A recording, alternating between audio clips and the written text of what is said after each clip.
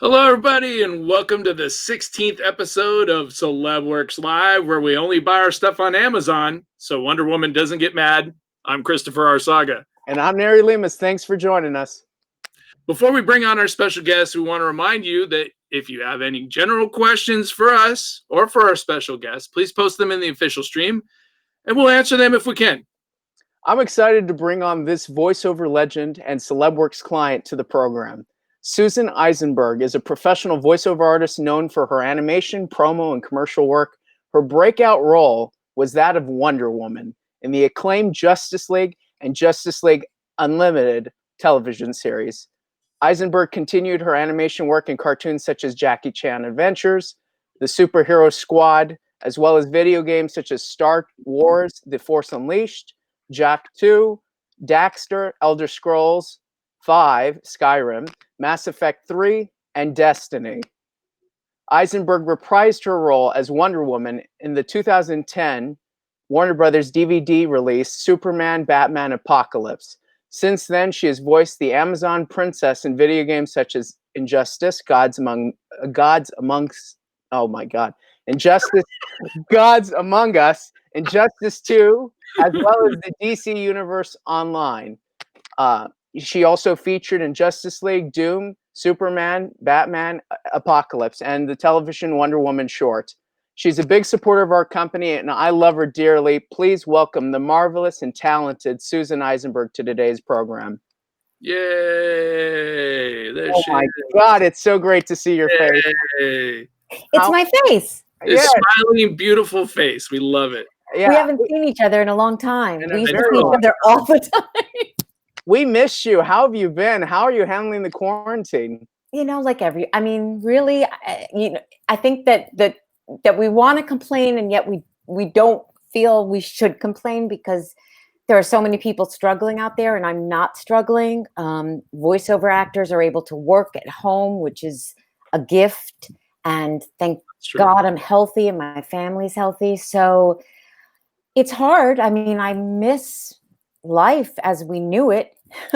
But you know, we're getting through, and the dogs help a lot because they keep you in the present. Aww. So you're just like, okay, time for another walk. Okay, all right, here we go.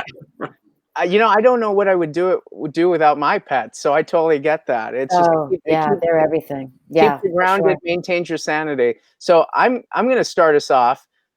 We kind of want to discuss a little bit of your beginnings. Now, you studied acting and voice at the American University in Washington, D.C. What was some of your other educational background for acting? Well, so high school, I did some acting, and then college. But college, it was acting, but mostly it was film, cinema studies. But then there were like plays. I always did plays in college. And then I went to the American Academy of Dramatic Arts in New York when I graduated college. And then I moved out to California and took a bunch of acting classes out here for on camera. And then when I decided that no can do on camera, I went to UCLA to study voice acting. What was it about on camera that was like, you know what, that's not for me? Me no likey. You know, I was so lucky because I worked for a wonderful director. He directed movies and television series, and he hired me as his assistant, and Lamont Johnson, and he put me in his movie. It starred Shelley Long, and it was a very serious, dramatic miniseries, and I got to play the flight attendant, and I didn't have a name, but I was the flight attendant, and I had a lot of business to do because I had to wait on Shelley, and she was in first class, and I had to like serve things, and I just was so uncomfortable. It was just the worst, and plus I knew the crew because I'd been working as the assistant, so like the crew and I were so close. I just never felt comfortable with a camera, like as we are now, like with a camera right here. Yeah. Whereas with a microphone, I feel very comfortable. You know, some actors talk about how they forget the camera's even there. Really? Because that was never me. And maybe if I had stayed with it, but the self-consciousness was so big. And I think I made the right choice. I agree. I think you did too. I think I did. Now, so what made you transition from that on-screen lifestyle to a voiceover career? Well, just knowing that I wasn't going to pursue one, I pivoted very quick to the Right. other So one. how did you do that? Well, initially by taking classes and learning, because I didn't, this was a long time ago. Oh, kids, this was a long time ago. And, when people didn't know what voiceover was, when you said, oh, I do voiceover, people were like, what's voiceover? And now people know it so intimately. I needed to get a demo reel together. I needed to figure out agents. I needed to figure out who did this and how do I pursue it. And UCLA really helped, which was a big deal. And then I was very lucky because I got an agent right away. And I had done a lot of work for, I'd done a bunch of stuff because when people said, do you want to work? I'm like, yes. So before I was union, I did non-union, and then I thankfully got into the union, which was an amazing day. And ever since then, it's just been a fairly steady stream. I mean, there are certainly some slow years in there, but, very fortunate. And and having an agent right away really was it changed everything. So what obviously everybody's going to want to know this. This is why everybody's tuning in. So how did you get your gig as Wonder Woman on Justice League? It was just another audition. I mean, that's the beauty of auditions. Wow. If you're lucky enough to have a good agent, you're constantly auditioning. And I knew it was a big deal because it was Wonder Woman. But, I didn't know the Justice, like I didn't follow that world, which is probably a good thing because I probably would have been even more intimidated. Right. But I had the audition, and then I was lucky enough to get a call back. And I had to go to Warner Brothers, which at the time was at the Sherman Oaks Galleria. Don't ask. Yeah. Are you serious? Yeah, it was the Sherman Oaks Galleria, and that's where the animation building was. I had no idea. That's crazy. Yeah. Wow. Although I don't even know if it was there when I first had my call back. It may not have been there, but that's where we did the recording. And I just recently posted a picture of all of us from like 2003, like when we were doing publicity stills, and that was in the shirt. That was in the mall. Like that was definitely when we were in the animation building. That is so amazing. And you walked into the animation building, and there was this giant poster of the Justice League. And it was just like the coolest, headiest feeling in the world. Anyway, so I did the audition, then went for the callback, and my agent at the time, Kelly, said, okay, you have a callback. You're going to Warner Brothers. You're meeting Bruce Timm. Go get it. And I met Bruce and I met Andrea, and oh, so cool. I read for them, and they gave me some notes, and Andrea directed me a little bit, and that was it. And then I went home. And, just like bit my nails and waited and waited and waited. And then I got a call. I mean, I knew that I had done what I set out to do. So I knew that it wasn't one of those things where you're driving home and say, oh, shoot, I should have done it this way. Or there wasn't that. What was your approach then? Because I mean, there had to be a mindset that you went into that audition knowing this is how I'm going to do it. And I know how I'm going to do it.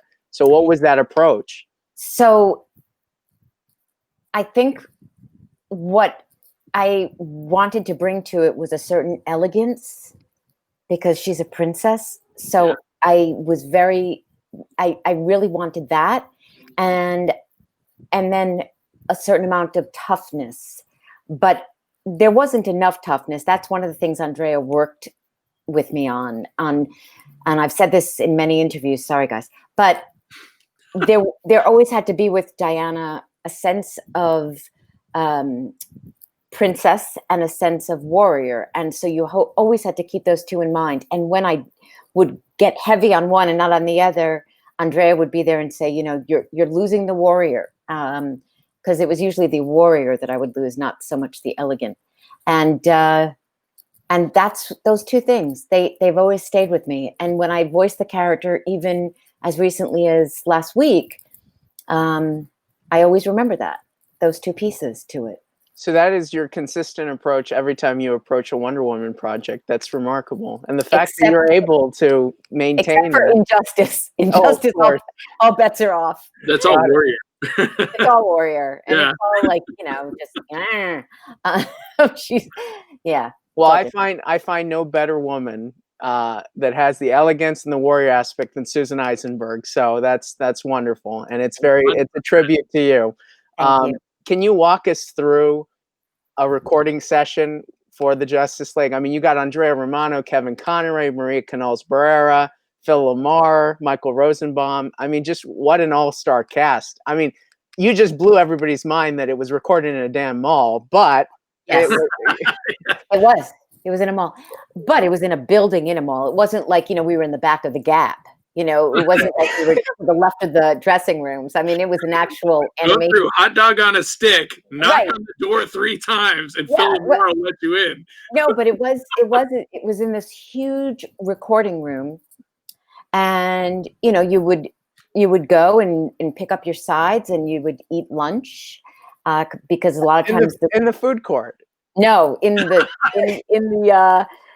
at CPK, and and then you would go in with Andrea and Bruce and whoever the writers were, and the producer, the engineer, would all be on one side of the glass, of course, and then all the actors and guest stars. I mean, that was a big deal, walking in and seeing who they got to play these characters. I mean, and it wasn't like they were paying big money to celebrities. They weren't. At least that's what they told us. But it was not big money, and everyone said yes. Everyone said yes to them, and it was really something else. So you'd walk in, and there would be Alfred Molina or Mark Hamill, or I mean, it was just, people know it, everyone did that show, everyone, and everyone read for that show, everyone auditioned, and so many women said to me, "Oh, I auditioned for Wonder Woman," because it was such a big gig, and it had so many characters to it, so it employed a lot of people. So we would go into the room, and Andrea would introduce everybody, and then we would do a read through, like a rehearsal. And she would give us some notes, and Bruce would give us notes, and then we would record it, and then we would take a break, and they would listen, Bruce and Andrea and whoever the writer and the producer were that week, they would listen to it, and then we would come back in, they would do pickups, things that didn't quite work or something they wanted differently, they wanted to change a line, they would have us do pickups, and then you were on your way until you had to come back and do ADR, additional dialogue recording. So for the, for the punches and all the stuff. And, that stuff's really complicated. I mean, that's already to picture. When we're recording for the first time, there's no picture, there's no image. And when you come back to record your ADR, there she is in all her glory, getting punched and then falling to the ground and then throwing a punch. Okay, go. And you're just like, so that's like a whole other class in and of itself. And I had a great teacher with Andrea, because I was very green when I started the show. Very green. It's so interesting. I can only imagine Andrea go, "Warrior, Susan, warrior," All the time. Yeah. All the time. Amazing. Now, it's so different now because, we're talking about the way that the approach was for recording Justice League is more the radio theater, audio theater days of, having the cast together. Now, not so much. Now you guys record separately. It's an entirely different experience. I mean, getting that reaction and action off and feeding off the other actors, I'm sure was very important to you. I think it always, I think it always is. I didn't realize it was such a luxury. I didn't realize that having another session for ADR. I remember joking on a panel once, and Greg Weisman from Young Justice said, we didn't have an ADR session. Like, we just recorded it all then and there. So it was, it was the best of the best in terms of the circumstances. And I just think that it's important for actors to have somebody to react off of. And you take that away from an actor. I think you take away an important ingredient to it. Having said that, when you go in to do video games, you're never with somebody else. You're always by yourself. And, a lot of times you're talking to the player, and the director who's directing you will voice the player for you if you ask them. And I always ask them because I like being cued. I like having somebody read me in to it. Interaction, yeah. Yeah, I mean, it's just, but again, that's our job. So even without Michael Rosenbaum and Maria Canals-Barrera and George Newbern in the room, you have to imagine that you're talking to Superman or Batman, Yeah, just a normal day. Yeah. Now, speaking of our friend George, Yeah. I read somewhere online, and you're the only one that I know that can probably confirm this right now, at least, is that they claim that it was Mark Hamill and George Newbern who would, I don't want to float George's ego higher than it already is, but the George and Mark would stand up. They were the only people during recording that would stand to do their voiceover. Now, is that true? What? Yeah. No. No. That means no. That means no. No. Okay, good. No. I mean, I always was standing. Now, if it's a very long session, sometimes I'll sit if there's a really long session that I have to do. But at the time, especially, just any teacher would tell you that when you're doing voiceover, it's best to stand because it opens up the diaphragm. So, and also when you're doing the ADR, when you're doing the kicks and all of that, you tend to move your body. I mean, not too much because you have to stay in front of the microphone, but you need to have the physicality to it as much as you can possibly bring. So I'd say, and when we did the rehearsal, we would be sitting. I remember standing. Now, I could be remembering. I'm so Let me glad. get George on the phone. Hold on for just a second. No, I'm not going to call George now. But George would say, I was the only one standing. I don't know what Susan's talking about. So that'd be kind of funny if you did call George right now. You know how you remember something a certain way, but maybe I'm remembering it wrong. Maybe we were all sitting on our duffs and George and Mark were standing. But I think we were standing. And of course, you'd sit in between your lines, but maybe not. We had chairs. Well, that's good. Chairs are good, right? Chairs are good. Yeah. I don't know.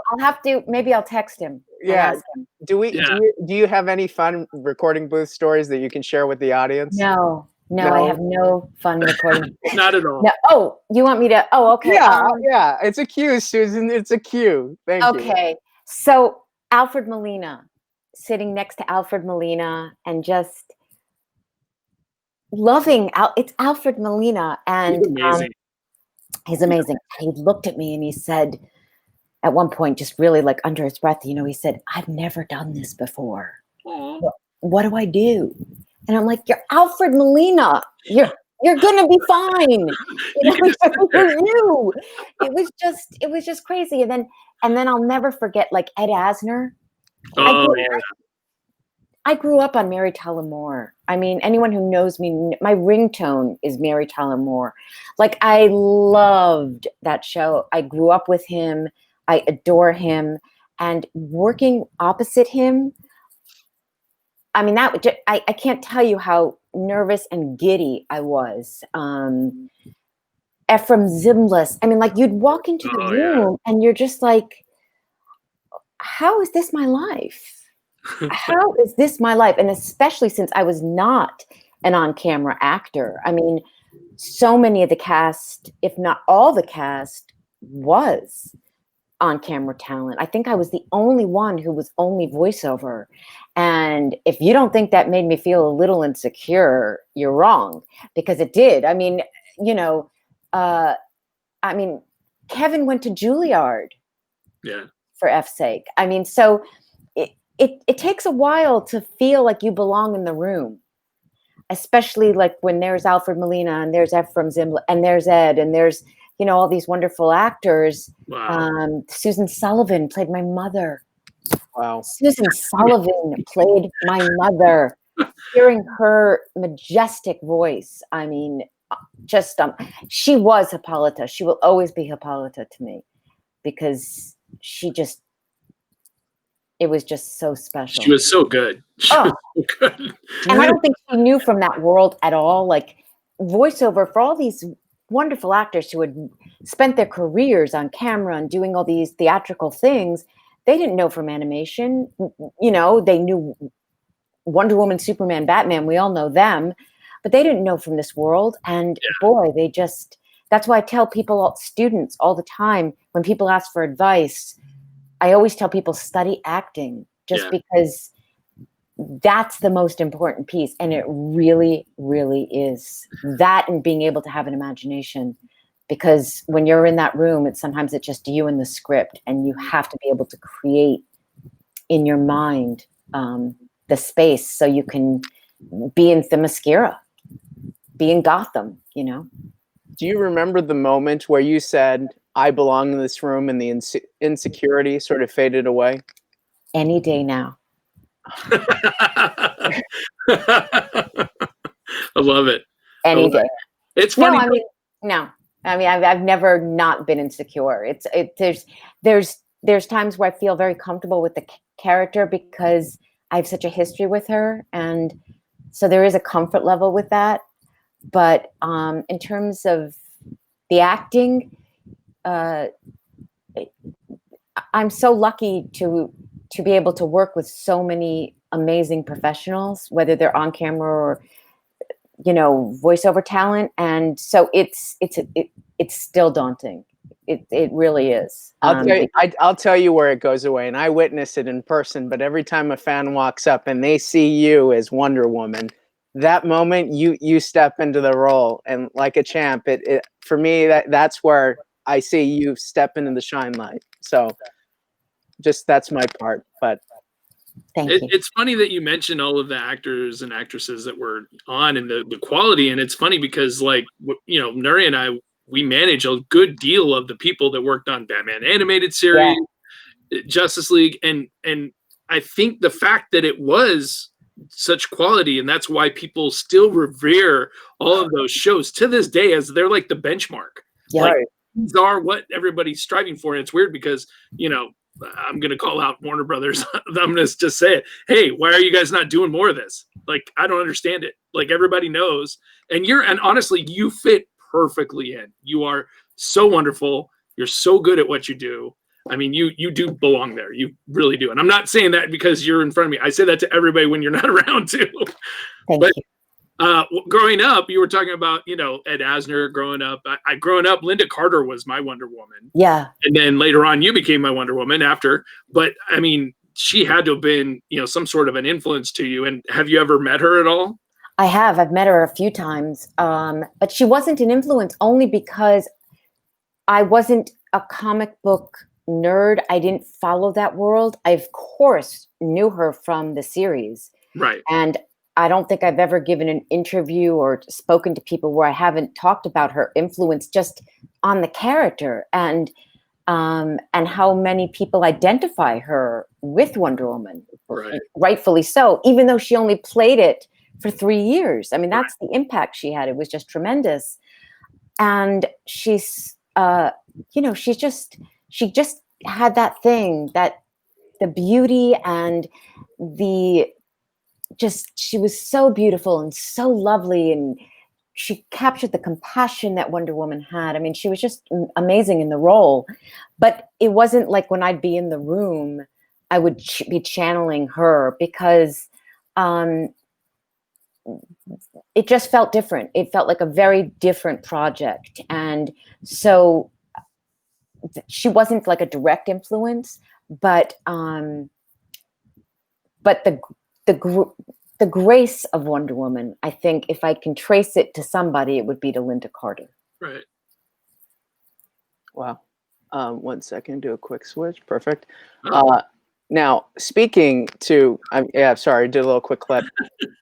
Speaking to some of your other castmates, Kevin Conroy is, I mean, he's known as Batman. There's no way to, you know, cut it. He is Batman. People revere him as Batman. So for your character, what is your approach? Because, you know, Wonder Woman has this sort of interesting attraction to Batman. What do you mean? Well, fans, you know, saw Wonder Woman give Batman a thank you kiss on the cheek in that episode where he shows a great concern for her welfare. Yeah.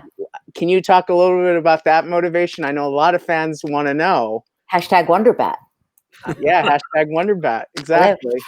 You know, I love it. I love their romance. I love their flirt. It's really a flirtation. It's not a romance. It's a flirtation. You know, I have so much fun with the fans about it because, you know, I'm Team WonderBat, and you know, people, you know, whenever somebody mentions Wonder Woman with Superman, I like, you know, I just can't even look at them because he belongs with Lois Lane. Everyone knows that. It's Lois and Clark. I mean, that's just the way it is. But it was just what I loved about the writing and the direction, because certainly the kiss was the beautiful renderings of the director and the artist. Like, they did that. They created those moments between the two of them. And it just gave me and Kevin another aspect to play.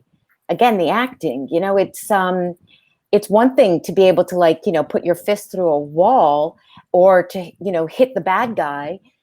But it's another thing to play another human element to the character, which I loved doing. So the flirtation, you know, when we're walking through the watchtower and I know he's saying "Am I blue?" and, you know, I just, all those moments. Once in a while I'll go on YouTube and I'll search the two of them to see what fans have come up with, and they'll put all this like incredibly romantic music to Wonder Woman and Bat. So it's just a video. I can't even. It's so delish. It's so sweet that people put that effort in, and I love it. You know, I've always said I don't need them to have a full-blown romance. I don't need them to get married and have kids and choose schools. Right. But I love the flirty. I love that she knows him in a way that no one else does, and I love that she has his number. I love it. So Kevin and our voices, I think, sound really well. They complement each other. Yeah, I think it's a yummy combination. Yep. Yeah, they do. I'm gonna switch gears for a second, and I hope you're okay with that. So I used to work for GameStop, and in one of our meetings, I was manager there. And one of our meetings, they actually showed us, this was a long time ago, they showed us the engine for this game that was coming out. And it was a new Star Wars game. And it showed how the Force was being used to, like, you know, push over stormtroopers. And we were blown away by the game engine on it. And when it finally came out, I got to play it. Shakti was in it. Yeah. And you played Shakti, which I was like, whoa, really? Susan plays Shakti? That's so cool. So how did you get that gig? And have you ever played the game at all? You know, I'm not a gamer. So I think the only game that I've really played a little bit was Injustice and a little bit of Skyrim. That was a strange situation because I think I was a recast on Skyrim. I mean, on Shakti. I think. And so I loved that character for two huge reasons. One, I got to play somebody very old and wise, and there was something just, I loved doing it. People don't know it's me necessarily. She doesn't sound like Wonder Woman. Most of the time I get hired, it's to sound like how I sounded in the Justice League, which is great. And it's easy for me, but it was fun to play this older, wise character. I loved it. And then I actually got to say, "May the Force be with you." It's so cool. And I mean, what? That was just felt like such an iconic moment in my career. And,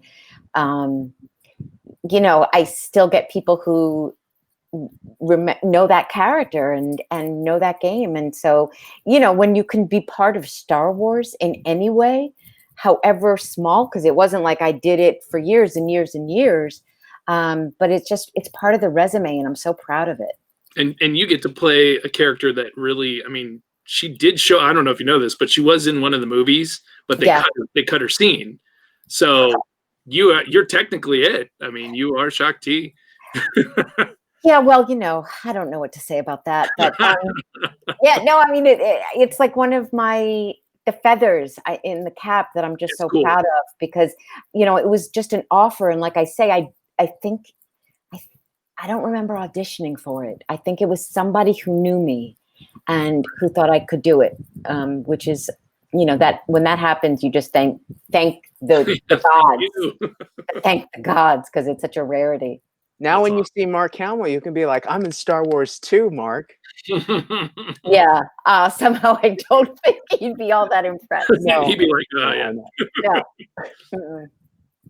Mm-mm. What's your thoughts on a Justice League revival and possible reunion? I mean, I know there's an online campaign that's been happening for the last few years. Yeah. Where are we on that?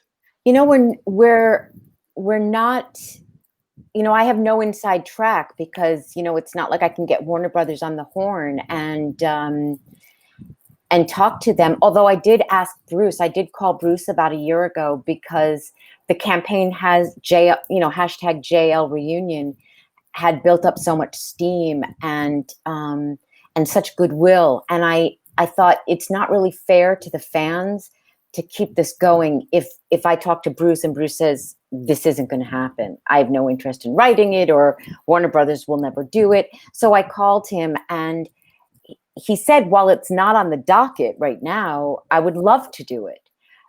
So that gave me hope, because I basically said, if there's no hope, let me know. Right. And he didn't do that. So it's something I believe in very strongly. I've fought for many years. I have tried, to let as many media outlets know about it as I possibly could. And there's been a tremendous amount of kindness, whether it was the Hollywood Reporter or Nerdist, allowing us to come on their show. So there's, a lot of people know about it, and certainly Warner Brothers knows about it.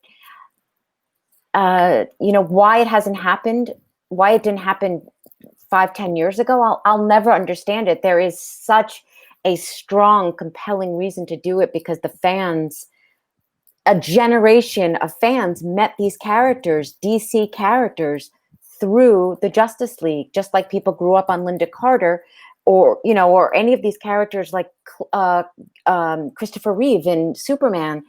The Justice League introduced all these characters to so many people, and it has endured this relationship with the fan and these characters and actors, and it's a built-in fan base and a built-in audience. So it's very, very frustrating for me that it has not happened, but I stay hopeful.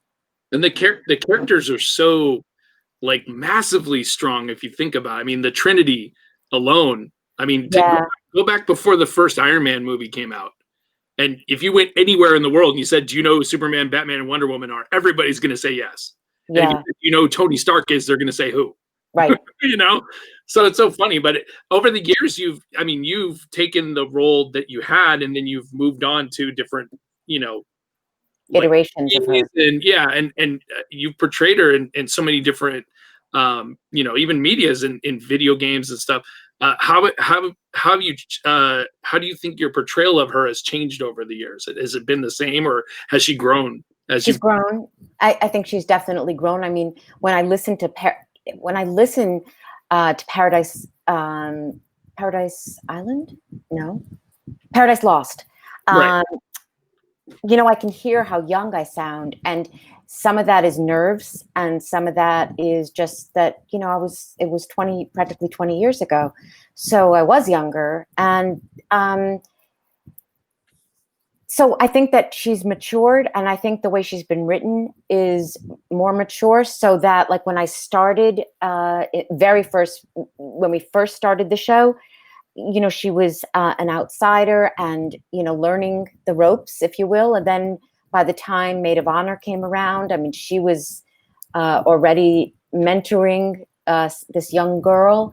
And that kind of carried over into Superman, Batman, Apocalypse, and other movies that I did. And then certainly in Justice League versus the Fatal Five, that really was, me mentoring. So Right. she's matured, and I've also become more comfortable being in a booth, having the lines to do. I feel like there's more gravitas that I bring to it today just because of my own sense of self and having grown up in these 20 years. So yeah, and it all depends on which iteration you're doing and who you're working with. I mean, whether it's Injustice 2 or DCU Online game, you're working for a creator. I mean, yes, it's the character, it's Diana, but it's you're being employed to get their vision on the screen, and that's your job. So it depends who I'm working for. Was there any role that you can think of going back, because I'm sure you've thought of it and said, you know what, if I had one more chance to redo all that, I would? Is there any role that you've done with Wonder Woman that you would redo your work if you could? There's probably some days, on the Justice League that I'd go back and re-record a couple of those things, because I was pretty green. But having said that, I also had Andrea Romano listening to me, and she wasn't going to let anything sloppy get on there. She'd make me do it again and again and again if I didn't get the right take. But sometimes you always hear yourself later, and sometimes you're proud, and sometimes you just want to cringe. And so there are a couple of those. There are a couple of cringeworthy, but that happens even today. I just did some recording a couple of weeks ago, and it's not, you don't hit it all out of the park every single time. You sometimes do it and you're just like, really? Okay, wait, let me try it again. I think I can do better. So it's all a work in progress. I mean, life, I think, is just a work in progress. So same with voiceover. Now, people travel hundreds of miles to see you at shows around the country. Not right now, but they were. Yeah. And many of them are your Justice League fans. What do you think made both the series such a prevalent and long-lasting success? The team. I think I'd have to say the team. I mean, I think the actors, I think there was magic to our company, if you will, the company of actors that we had. There was just chemistry, and it doesn't happen every time you work with somebody that there is that chemistry. We just had it. We still have it when we do Comic-Cons and we read from those scripts, when we've had lucky enough to have reunions when we were all together. It feels as magical to us as it does to the audience. I mean, we are right there with the fans in our goosebumps and our excitement. So I think we got very lucky with our casting. But before that, just the creative team. I think when you have somebody like Bruce Timm, and you have somebody like Andrea and Dwayne McDuffie and Dan Reba and Stan Berkowitz and Joaquin DeSantos, you have that music, that theme music that will stay with me for the rest of my life. Is one of the best, I think, opening songs that ever. Dynamic Music Partners did that. Did the music for it. All the music cues that are just brilliant. So I think when you have Rich Fogel, I think all these writers who loved these characters, who understood these characters, they worked in the medium, they understood the medium, they knew the genre. They were brilliant writers. And then you have brilliant producers, and then you have brilliant editors. And I think all of that, the production was so brilliant. Those scripts, you're not going to have the enduring quality of these shows without those scripts being as brilliant as they were. Because that's, I think, where everything starts. And we had the greatest writers.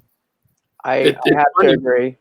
It's funny because over the years, since, like I mentioned, the Marvel movies coming out, Marvel has got the movie thing. Yeah, So they're cartoons, and I think they're terrible. I won't even watch them. But the DC cartoons are so on point. Yes. And it's like their best thing that they put out. But then the movies kind of fall short, except Wonder Woman. Wonder Woman was phenomenal. But that's Patty Jenkins, and that's, like Patty is such a fan. She understands. I've been lucky enough to meet Patty several times, and so cool. She is such a fan of the character. She grew up with Linda Carter. She understands the character. I think that that people like Bruce and people like all these wonderful writers and producers, they should be writing the features because they know these characters and they are successful at these stories. Yep. And except for Patty, we got to keep Patty around. Patty's there. That goes without saying. But I think that that's where Warner Brothers and DC shines, is in their animation. Yeah. And this coming year will be our 20th anniversary from when the show premiered in 2001. Wow. So, let's all get on board that Justice League reunion. And right. And it's JL reunion, right? Hashtag JL reunion. Yeah. And that's up to the fans out there, the fans that are listening. It's up to you guys, because we can say it, Susan can say it, we can say it till we're blue in the face. It's got to come from you guys. Yeah, if the actors had juice, it would have happened years ago. I don't have that many followers, but Kevin does, and Michael does, and Phil does, and Maria does, and and George. We've all been asking for it. I think unless they're convinced it will make money, which I am convinced it will, you have that emotional connection to that and the nostalgia of it. And I think especially now, I think, how can you not give something like that to an audience? Absolutely. Yeah. And this is the time. I mean, we're in the middle of probably I've never had this situation that we're living right now ever happened before in my life. And something so nostalgic would just, I don't know, ease the mind for a lot of people. It would be glorious. It really would. Yeah. Yep. And this would be a time when you actually can do it and not have to worry about all the production and stuff, because everybody can record from home if they need. I mean, the only thing we'd be missing is we wouldn't be together. Right. That would be the only downfall. But yeah. But we could do Zoom, and we could record with Zoom and all of that. And there would be nothing more gratifying to my career than getting this done, because I have believed in it for so long, and I believe in it because I have the relationship to the fans. When I go to the Comic-Cons and when I'm on Twitter, I'm there talking to everybody. I know what these characters meant to them. I'm the one that sees the tears when they talk about Wonder Woman and Green Lantern and Hawk Girl. So that or Wonder Woman animated series, that I'd be excited about too. I'd be excited for that too. Absolutely. I mean, Superman had his, Batman had his. Why not Wonder Woman? The Trinity. They got to complete the Trinity. They got to do it. Absolutely. You got to work with George and Kevin on Injustice. Yes. And you guys didn't do it in the same studio, though, I'm assuming. No. You had, because it's video game. No. Did you prefer doing cartoons over video games? I'm assuming cartoons, right? I love the cartoons because of the camaraderie, but there's I've done a lot of games now, and all three of us work on DCU online game. We've all been lucky enough to do Superman and Batman and Wonder Woman in that game. There's something, I love talking to the player. In Destiny, I was able to do so much of that in the game, and there's something about that. There's an intimacy to it that I've learned to love. So I like video games a lot. Do I want to play some unnamed soldier that has to die and fight and lose her voice? No, I don't want to do that anymore in my career. But if you give me a meaty part, I love video games. I do. It's collaborative. You're dealing with the director, but you're also dealing, if you're lucky enough, you're dealing with the creative team. If you're lucky enough, it doesn't always happen. But for voiceover, it's all good. Commercials are good. They help pay the rent. And I love doing them. And narration's great. Promo is great. Animation's great. If you can make a living, it's an amazing way to make a living. Now, we would be amiss if we didn't talk briefly about an upcoming role that was just announced in the last few months. Yeah. You are, and we can officially say, the Sorceress and Masters of the Universe, the Kevin Smith series that will be coming out on Netflix. How did that come about? Because that's massive. Well, I was at a Comic-Con. I know. And we're in the green room, eating, and Kevin Smith walked into the green room, and there's always like a flutter when somebody really famous and fabulous walks into a green room. It's like high school, like when the quarterback walks in, and everyone gets a little giddy. And so Kevin walked in, and everyone was like, and I thought about, do I go over and introduce myself to him, or do I just leave him? He was so kind, and he was taking pictures with everybody, and everyone was going over to talk to him and introduce themselves to him. And so I sat there and I thought, do I want to do it, or should I just leave him be? But I decided to do it, because when opportunity like that comes along, you want to, say hello. So I went over and I introduced myself, and he's like, I know who you are. Hello. I've seen every episode of the Justice League, Wonder Woman. And, I think I turned bright red, and I was so flattered and so touched. And we had our little moment of chatting.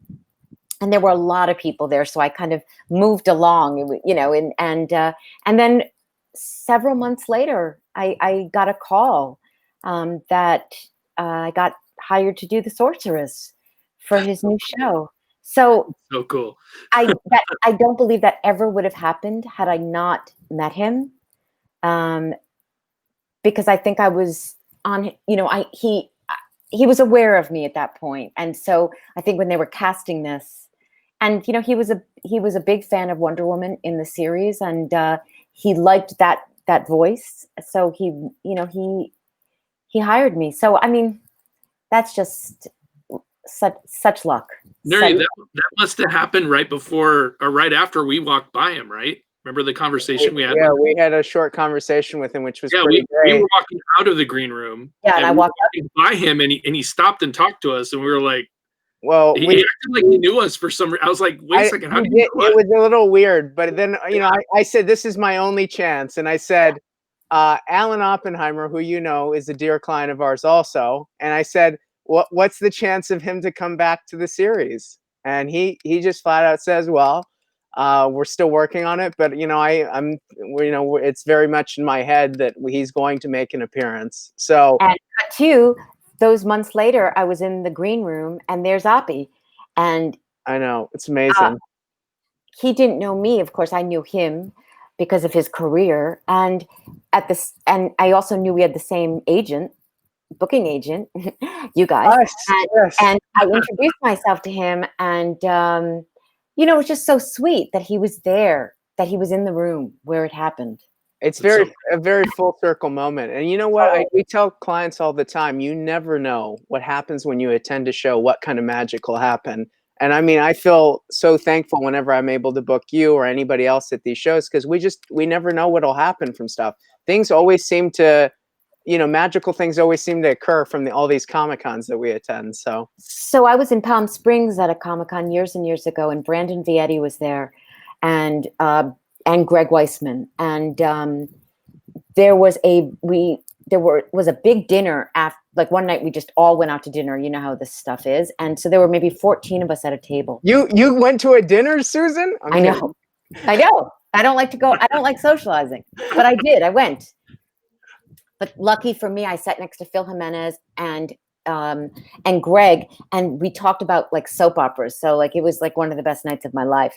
But Brandon and I were walking back to the hotel. We're all walking, but he and I were just together for a moment in time.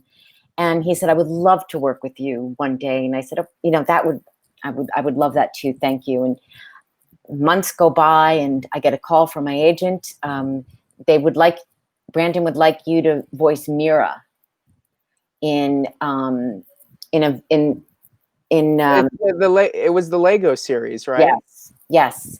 And so much fun. That's so cool. So much fun voicing her in that, and she got to be over the top, and she's like so funny. And that was Brandon, just on a whim, us being together. And also, we've done a couple of panels together. You know, Young Justice, Justice League. I think Gary, the publicist at Warner, but like set up like a Young Justice versus Justice League panel, and so just we've known each other over the years. But that's the kind of it's magical when that happens. Getting to meet people like Phil Jimenez, getting to meet extraordinary, talented people in that's Comic-Cons. Yeah, we're just so lucky. Absolutely. We were so well, lucky.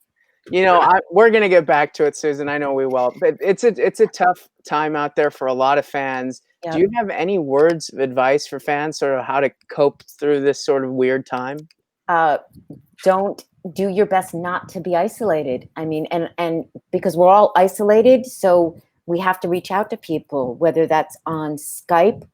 I Skype with my sisters every Sunday. If you're lucky enough to have a partner, just appreciate that partner. If you're lucky enough to have a pet, appreciate that pet. But just don't, if you're feeling alone, reach out to somebody, whether it's on social media or whether it's privately to somebody. Tell somebody, hey, I'm just feeling blue today. I'm feeling a little lonely. Don't try to get through it by yourself. You don't have to, because there are people out there that will walk you through it. It's hard. It's really a challenging time, and it's a lonely time for so many people. So I would encourage people to reach out, and don't be afraid, and, share your vulnerability with people.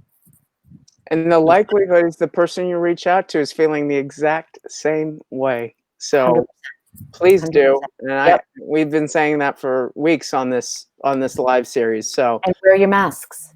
and wear your that's mask. right. Wear your mask. Yes, please, people of LA, wear your masks. Wonder Woman is telling you to wear your mask. Did you see Brendan Routh posted this great picture of himself wearing his mask? And Oh, that's so cool. yeah, it's great. He's and Even Superman. such a good Superman and such a super guy. I mean, he's a sweetheart. Great. He's a sweetheart. So it's great. Listen, there are a lot of people out there not wearing a mask, which I don't understand. So I don't get it either. We just Please do your part. It takes, if you're not worried about yourself, worry about others, please. Yeah. Worry about your others. It's an act of kindness for the day. That's really what it is. Now, please tell me you have a Wonder Woman mask, Susan, because if not, we're going to have to make that happen. I don't. Oh, man, really? I need one. We're going to have to get you one. Yeah. No, I have a couple of different ones, but a lot of times I use the paper mask, that you get. So I've been using that one, but I saw one online, a Wonder Woman mask, and it was like, it comes up in my feed, like promoted. I'm like, that's some good promotion there. How did they know? So I'll be sporting one soon. That's great. Awesome. Yeah. Now, I have to ask, sort of my James Lipton inside the voice actor studio question. Yeah, what would you say is your favorite quality about yourself? God.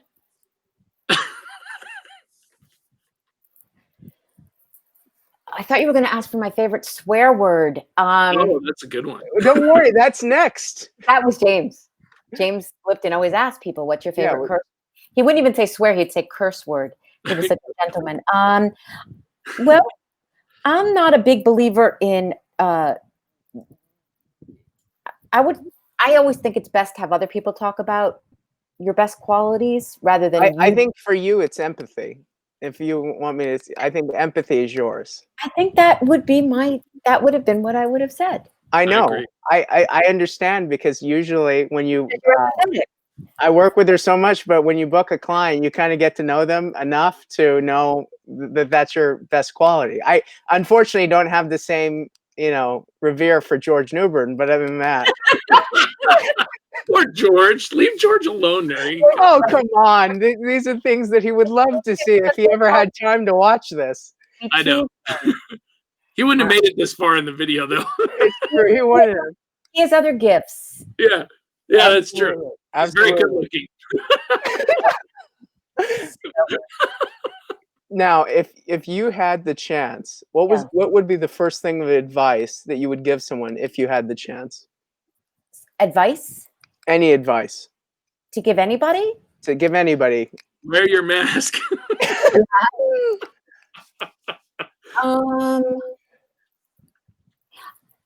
I think it would to be kind.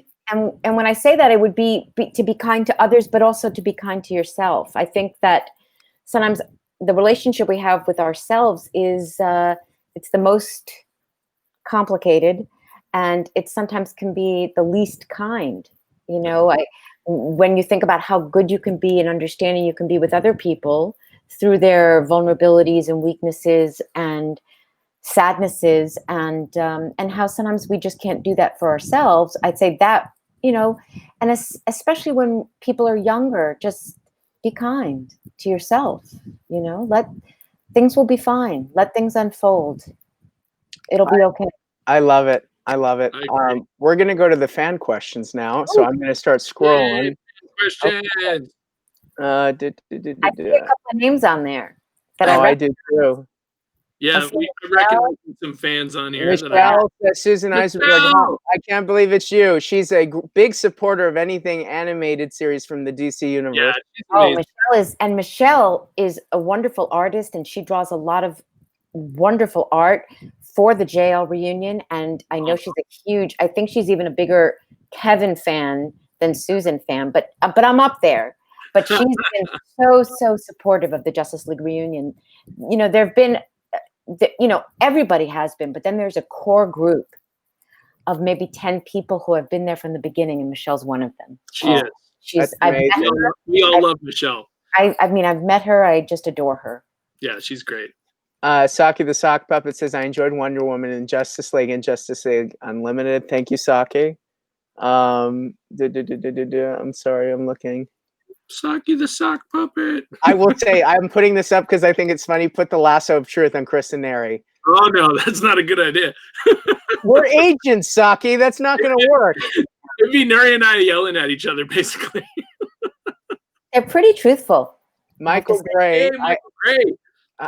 We met at Pensacon as you were right across the aisle from me. Our friend Gary Maranu, I think it's Maranu, right? Knew that you were there and asked me to go over it and say hello to you. It was great to meet you. Loved your work as Wonder Woman Justice League. Great interview. Shazam is leaving comments for you. That's fantastic. So cool. So I'm going to address something because Ashley Wynn says that I hope the Philly Con is still on for the Justice League reunion, Final Fantasy reunion, and hoping you know what pandemic will be over soon. We are working right now with the convention to sort of give the appropriate announcement for whether or not our clients will safely attend. Now, of course, we're in the middle of the pandemic, so please bear with us. It's going to take some time, but thank you for being a fan. And if the reunion does not take place at the upcoming Philly Comic-Con, we will make sure that we reschedule it because we know a lot of fans were expecting it. So, and we just want to make the right decisions for everyone, not just our clients, but everybody involved. And we want you guys to be safe too. Yeah. We want everybody to be safe. That's really our main concern. Now, the Justice League hashtag JL reunion. Reminder to all the fans out there. Hashtag Jackie. Jackie's there. Jackie's another one of the core group that has just been Jackie's just the most supportive. Michelle, these are some of the people that I've gotten to know through Twitter, and they're just wonderful. They're just wonderful. Now, such good. Andre Paul says, please come to the Philippines at some point, Susan. I'm glad you're bringing it up in front of my agents. Yeah, I'm going to get there. It's going to be because they booked me. We'll work on it, Andre. We'll work on it. Thank you, Andre. I'd love to see a live video with George Newbern. I think you'd be the only one though, Ashley. I think you'd be the only one. No. We'll work on it. He has a few fans. He does. Yeah. He has a couple. Us right here. The two of them that are on here. Yeah. Okay. Ivor Arnold Hicarte asks, favorite Wonder Bat moment. Definitely walking in the Watchtower for this little piggy episode. When she knows he sang Am I Blue for her and she hums the lyrics of Am I Blue. I just love that moment. I just love it, love it, love it. I love, you know, there's a bunch of them, but I think that's my favorite. But there's a, you know, I love the one on the roof. Oh my God. Oh yeah, waiting for the Batman. You know, just love that one as well. So this little piggy had a lot of them actually. And then the one where she kisses him, which Dan Reba, I have that on one of my photos, you know, because I signed it at Comic-Cons, and Dan Reba, I got to talk to Dan Reba about how that exact moment came about. And so that's another favorite. So there's a bunch of them. I just love Wonderbat. Now, Susan, you were terrific. Before we wrap up the show, for many of the fans out there that are watching, we have a kind of a special treat because Susan agreed to do a little bit of voiceover spotlight. So I've sent you some Wonder Woman lines, famous Wonder Woman lines. And right. And I wish I could just, you know, I'm going to do this. Because I think it takes people out of the no, people want to see you do it. You don't understand how crazy people go when they actually can see you do the voice. You don't think it's better just to hear the voice? No, not at all. No, people want to see you, Susan. You're Wonder Woman, so people want to see you. Oh, I don't know what to say to that. Well, all right. Well, I'll have to hold on. Oh no! Well, because you know, I mean, there's no phone booth, but you know, you have to get into character. I mean, that is amazing. I love it. Right? I'm not saying I am her, but you are. So, I'm not going to read all of these, Nery. That's fine. How about this? Pick the ones you want, but let's separate the divider, which are from the Wonder Woman movies. So we'll put it in. From the Wonder Woman movie, actually, did you read that last little paragraph? Oh yeah, it's long. I know, but it doesn't really flow, which is weird. But when Val does it, mwah. Yeah, it's true. It's true. But do your best. Okay. If you break your vow, no magic in the universe will save you from me. The world was in peril. Would you have me just stand by and do nothing? Hera, give me strength. These are from the Wonder Woman movie, okay? So I'm going to do those, and these are different, okay? Yeah. Now I know that only love can truly save the world. So I stay, I fight, and I give for the world I know can be. That's cool. Amazing. Susan, thank you so much. That's wonderful. Now, to end off the show, can you tell people where they can find you on social media? Yes, I can. So it's Susan Eisenberg 1 on Twitter and Instagram. Susan Eisenberg was taken, so I had to go with Susan Eisenberg 1. And then please visit my website. I love, you know, I'm proud of it. So it's Susan Eisenberg Voice, the word voice, all one word, SusanEisenbergVoice.com. And when there are more things, when we are allowed to go to cons again, they'll all be on there. I post my schedule. And if you need to reach me, there's ways to reach me through CelebWorx and all of that. So I'm glad to be talking to the fans a little bit in the sense that we have opened at CelebWorx. We have an official partnership with a company called Zobi Productions. Yeah. And we have opened a mail order service. So people that want Susan's autograph and a short shout out video, her mail order program is live. So if you go to CelebWorx.com and click on Susan's little graphic, you can actually pre-order or pre-purchase an autograph photo and video shout out from Susan herself. And you can also go to vshouts.com. That is VSHOUTS.com. So check it out. Now, before we take off, Chris wants to tell you a few things. So Chris, take it away. Yes, I do. Our next show for the regular CelebWorx live show will be next Sunday, 5 p.m. Pacific time. And we are going to announce our new guest for next week, which will be none other than She-Ra herself, Melindy Britt, which is going to be a fun one. Melindy's great.